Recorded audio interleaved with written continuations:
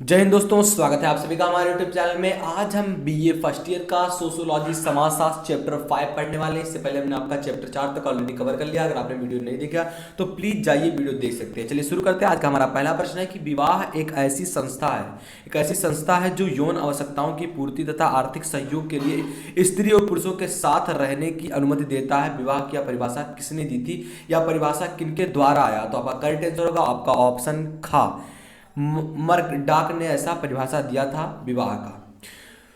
आइए बढ़ते हैं हम अपने अगले प्रश्न की ओर। हमारा अगला प्रश्न है दूसरा नंबर का कि किसने विवाह को स्त्रियों और पुरुषों को पारिवारिक जीवन में प्रवेश कराने वाली संस्था कहा है? तो ऐसा परिभाषा देने वाले कौन है, किसने कहा है? तो आपका करेक्ट आंसर होगा ऑप्शन का, बोगार्ट्स ने ऐसा कहा है।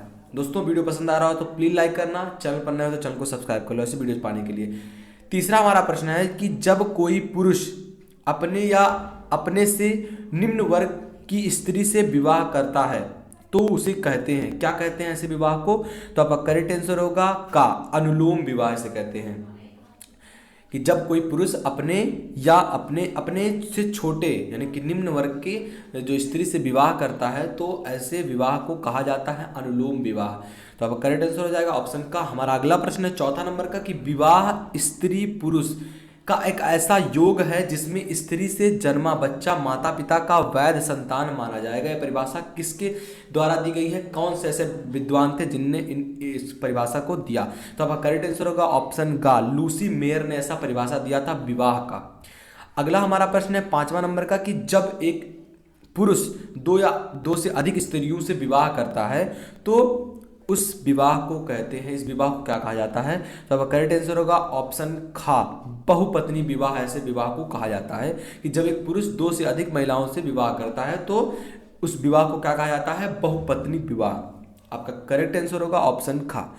हमारा अगला प्रश्न है कि जब किसी स्त्री या पुरुष का विवाह अपने ही समूह में कराना अनिवार्य होता है तो उसी विवाह को क्या कहते हैं? जैसे आप समाज में देखते होंगे कि इस वर्ग का यह है तो उसी वर्ग के लोग से ही होगा उसका विवाह, तो ऐसे विवाह को क्या कहा जाता है? तो आपका करेक्ट आंसर होगा अंतःविवाह। अंतःविवाह इस विवाह को कहा जाता है।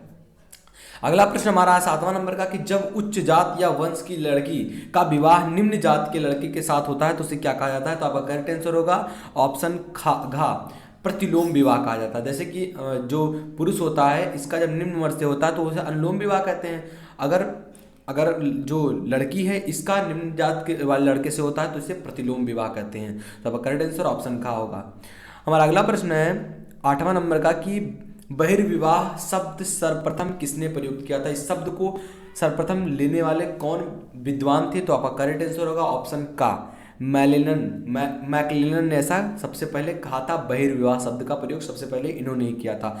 अगला प्रश्न है कि विश्व में विवाह का कौन सा रूप सर्वाधिक प्रचलित है? उनका कौन सा रूप सबसे ज्यादा प्रचलित है विवाह का? तो आपका करेक्ट आंसर होगा एक विवाह। एक विवाह ही जानते होंगे 100% में से 90% या 95% तक एक विवाह ही करते हैं, तो एक विवाह सबसे अधिक प्रचलित है। अगला हमारा प्रश्न है 10वां नंबर का कि इनमें से कौन सा विवाह महत्वपूर्ण उद्देश्य है? विवाह का कौन सा महत्वपूर्ण उद्देश्य है? तो आपका करेक्ट आंसर होगा ऑप्शन घा, ये सभी, यानी कि यौन इच्छाओं की पूर्ति भी, संतान की उत्पत्ति भी, गृहस्थी की स्थापना भी। तो आपका करेक्ट आंसर होगा ऑप्शन घा, ये सभी। अगला प्रश्न हमारा निम्न में से कौन सा बहुविवाह का भेद है? तो आपका करेक्ट आंसर होगा ये सभी। ये सभी आपका करेक्ट आंसर होगा कि निम्न में से कौन सा बहुविवाह का भेद है? तो ये सभी यानी कि बहुपति, बहुपत्नी और आपका समूह विवाह। तो ये आपका करेक्ट आंसर होगा। इसके लिए हमारा अगला प्रश्न है 12 नंबर का कि असम की खासी, बिहार की संस्थाल और केरल की कादर जनजातियों में विवाह का कौन सा रूप प्रचलित है? इनमें एक विवाह रूप जो प्रचलित है, तो आपका करेक्ट आंसर होगा ऑप्शन खा, एक विवाह। अगला बड़ा इंपॉर्टेंट आपके लिए प्रश्न है 13 नंबर का कि फैमिली शब्द की उत्पत्ति लैटिन भाषा के किस शब्द से हुई? जो आपका फैमिली शब्द बना हुआ है जिसका अर्थ होता है परिवार, ये लैटिन भाषा से उत्पन्न हुआ। तो ये किस शब्द से उत्पन्न हुआ लैटिन भाषा के? तो आपका करेक्ट आंसर होगा ऑप्शन सी, फैमुलस शब्द से ये बना मिलकर। तो फैमिली शब्द लैटिन भाषा से उत्पन्न हुआ, जिसका जो लैटिन भाषा में नाम है तो उसका क्या नाम है? फैमिलिस। आपका करेक्ट आंसर होगा ऑप्शन सी। अगला हमारा प्रश्न है 14 नंबर का कि बच्चों सहित या रहित एक पति पत्नी के साथ की पत्नी या बच्चे वाले किसी अकेले पुरुष या अकेले स्त्री के लगभग अस्थायी संघ को परिवार कहते हैं? या परिभाषा परिवार की किसने दी थी? या ऐसा परिभाषा देने वाले परिवार की परिभाषा देने वाले कौन थे, कौन विद्वान थे? तो अब करेक्ट आंसर होगा ऑप्शन का आगबर्न और निमकाफ ने ऐसा कहा था। तो अब करेक्ट आंसर होगा ऑप्शन का। हमारा अगला प्रश्न है 15 नंबर का कि चार्ल्स कूले ने परिवार को क्या कहा है? चार्ल्स कूले हैं, इन्होंने परिवार को किस समूह में रखा है? तो अब करेक्ट आंसर होगा ऑप्शन का प्राथमिक समूह। हमने अगले चैप्टर में पढ़ा भी था कि जो चार्ल्स कूले थे, इन्होंने समूह को दो भागों में विभाजित किया, प्राथमिक और द्वितीय। तो इन्होंने प्राथमिक समूह में परिवार को रखा था। तो अब करेक्ट आंसर होगा ऑप्शन का। अगला हमारा प्रश्न 16 नंबर की परिवार की प्रमुख विशेषता क्या है? ये सभी आपका करेक्ट आंसर होगा इसके लिए, ये सभी, क्योंकि सार्वभौमिकता भी, सीमित आकार भी और आपका विवाह संबंध, ये सारे परिवार की मुख्य विशेषताएं हैं। अगला प्रश्न हमारा है 17 नंबर का कि परिवार का सबसे छोटा रूप क्या है? तो मूल परिवार जो होता है परिवार का सबसे छोटा रूप है। आपका करेक्ट आंसर होगा ऑप्शन का। हमारा अगला प्रश्न है कि जिन परिवारों में बच्चों का वंश माता पिता के परिवार के आधार पर निश्चित होता है, उस परिवार को क्या कहा जाता है, उसे क्या कहते हैं? तो आपका करेक्ट आंसर होगा ऑप्शन खा मातृवंशीय परिवार से कहते हैं कि जिन परिवारों में बच्चे का वंश माता के परिवार के आधार पर होता है तो उसे क्या कहते हैं? मातृवंशीय परिवार। आपका अगला प्रश्न है 19 नंबर का कि हिंदू परिवार का जो परंपरागत स्वरूप है ये क्या था? स्वरूप क्या था? तो ये आपका करेक्ट आंसर होगा ऑप्शन का संयुक्त परिवार था। अगला हमारा प्रश्न है 20 नंबर का कि परिवार पर्याप्ता निश्चित यौन संबंध द्वारा परिभाषित एक ऐसा समूह है जो बच्चों को पैदा करने तथा उनका लालन पालन करने की व्यवस्था करता है। यह कथन किस विद्वान द्वारा दिया जाता है? देखिए परिवार के बारे में पढ़ रहे हैं तो परिवार का अलग अलग विद्वानों ने अलग अलग परिभाषा दिया, तो कह रहा है कि ये जो परिभाषा है किसके आधार पर है, किस विद्वान ने ऐसा परिभाषा दिया? तो करेक्ट आंसर होगा ऑप्शन का मैकाइवर एंड पेज ने ही ऐसा दिया था। हमारा अगला प्रश्न है 21 नंबर का कि यदि एक पुरुष एक ही स्त्री से विवाह करता है तो ऐसे विवाह से उत्पन्न जो परिवार होता है उसे क्या कहते हैं? तो आपका करेक्ट आंसर होगा ऑप्शन खा। एक विवाही परिवार ऐसे परिवार को कहा जाता है जब एक पुरुष एक ही स्त्री से विवाह करता है। हमारा अगला प्रश्न है 22 नंबर का कि उत्तर प्रदेश के जौनसार बाबर की खस जनजाति में किस प्रकार के परिवार पाए जाते हैं? जो वहाँ का क्षेत्र है वहाँ कैसे परिवार पाए जाते हैं? तो अब करेक्ट आंसर का ऑप्शन खा बहुपत्नी विवाह। वहाँ एक से ज़्यादा जो पत्नियों के साथ एक पुरुष का विवाह होता है। तो अब करेक्ट आंसर का ऑप्शन खा। चलिए बढ़ते हैं हम अगले प्रश्न को। हमारा अगला प्रश्न है 23 नंबर का कि मैकाइवर एंड पेज ने परिवार की कितनी विशेषताओं का उल्लेख किया? जो मैकाइवर एंड पेज है ये जो परिवार है इसकी कितनी विशेषताओं का उल्लेख किया है? तो आपका करेक्ट आंसर होगा ऑप्शन का 5 परिभाषाओं का उल्लेख किया है, 5 विशेषताओं का उल्लेख किया है। तो आपका करेक्ट आंसर होगा ऑप्शन खा। हमारा अगला प्रश्न है कि जब विवाह के बाद पति अपने पत्नी के माता पिता के निवास में रहने लगता है तो उस परिवार को क्या कहा जाता है? तो करेक्ट आंसर होगा ऑप्शन खा मातृ स्थानीय परिवार उस परिवार को कहा जाता है।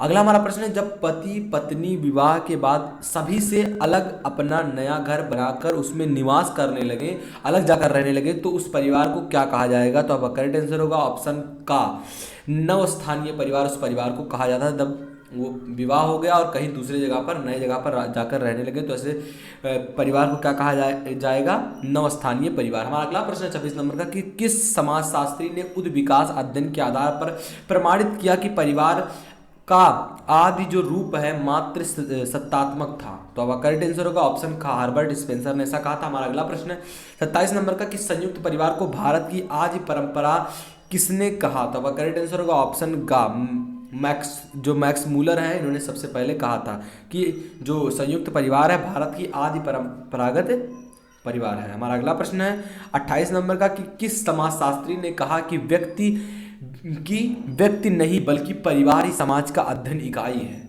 व्यक्ति नहीं बल्कि जो परिवार है यही समाज का अध्ययन इकाई है, ऐसा कहने वाले कौन है? तो अब करेक्ट आंसर होगा father of sociology August Comte ने ऐसा कहा था। हमारा अगला प्रश्न है 29 नंबर का किसने कहा, कौन कहते हैं कि एक सामाजिक संस्था जो है समाज की एक ऐसी संरचना है जिसे मुख्यतः सुव्यवस्थित प्रणालियों के मध्य यम से लोगों की आवश्यकताएं पूरे करने के लिए संगठित किया जाता है? तो ऐसा कहने वाले कौन है? तो अब करेक्ट आंसर होगा ऑप्शन बा बोगर्ट्स ने ऐसा कहा था। हमारा अगला प्रश्न है 30 नंबर का कि निम्नलिखित में से कौन सा संस्थाओं के विकास का पहला चरण है?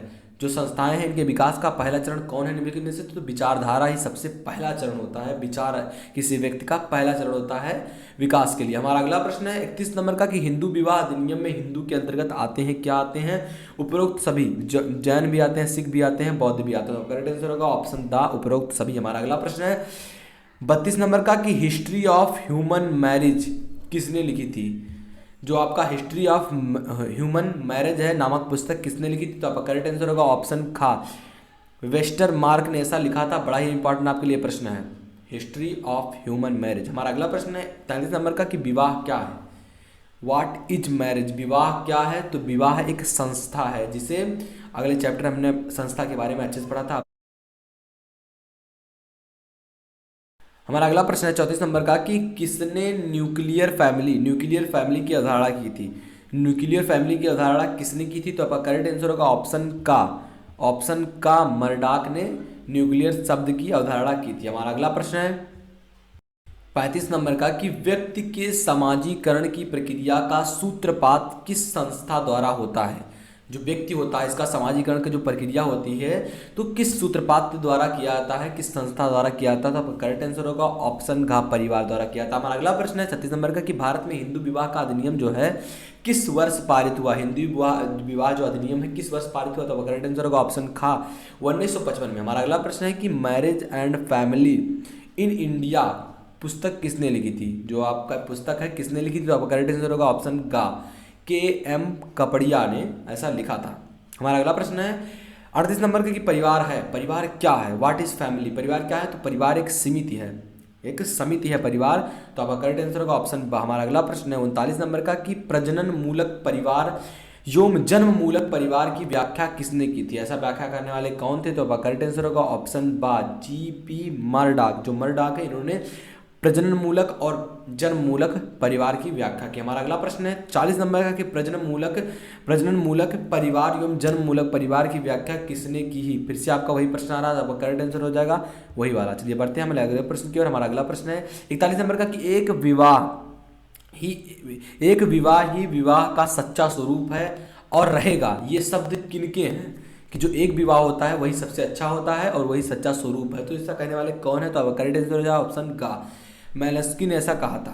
तो अब करेक्ट आंसर हो जाएगा ऑप्शन का। हमारा अगला प्रश्न है 42 नंबर का कि जीवन साथी का चुनाव अपनी ही जाति में से करना कहलाता है, क्या कहलाता है? तो अंतर्विवाह आपका करेक्ट आंसर हो जाएगा। हमारा अगला प्रश्न है 43 नंबर का कि जब सब भाई मिलकर एक स्त्री से विवाह करते हैं तो उसे क्या कहा जाता है? जब सभी भाई मिलकर एक स्त्री से विवाह करते हैं तो उसे क्या कहा जाता है ऐसे विवाह को? तो अब करेक्ट आंसर होगा ऑप्शन आ, भ्रातृक बहुपति विवाह ऐसे विवाह को कहा जाता है। हमारा अगला प्रश्न है 44 नंबर का कि जब एक स्त्री के एक समय में एक से अधिक पति होते हैं तो उसे क्या कहा जाता है? मतलब कि एक स्त्री है उसके दो या तीन पति हैं तो ऐसे पति उस स्त्री को क्या कहा जाता है? तो अब करेक्ट आंसर होगा ऐसे विवाह को क्या कहा जाता है? तो बहुपति विवाह कहा जाता है। अगला प्रश्न है हमारा 45 नंबर का कि पति पत्नी एवं आश्रित बच्चों से निर्भर परिवार क्या कहलाता है? ऐसे परिवार को क्या कहा जाता है? तो अब करेक्ट आंसर होगा ऑप्शन बा, नाभिक परिवार कहा जाता है। तो दोस्तों ये थे आज के हमारे प्रश्न। आशा करते हैं आपको वीडियो पसंद आएगा। वीडियो पसंद आए तो प्लीज लाइक करना, चैनल पर नए तो चैनल को सब्सक्राइब कर लो ऐसे वीडियोस पाने के लिए। चैनल को सब्सक्राइब नहीं किया तो प्लीज़ कर लीजिए चैनल को सब्सक्राइब, क्योंकि हमें सब्सक्राइबर की बहुत ज़रूरत है, आप लोगों की सपोर्ट की। प्लीज़ सपोर्ट कीजिए, चैनल को शेयर कर दीजिए, वीडियो को लाइक कर दीजिए। मिलते हैं आपसे अगले वीडियो में, तक के लिए जय हिंद जय भारत।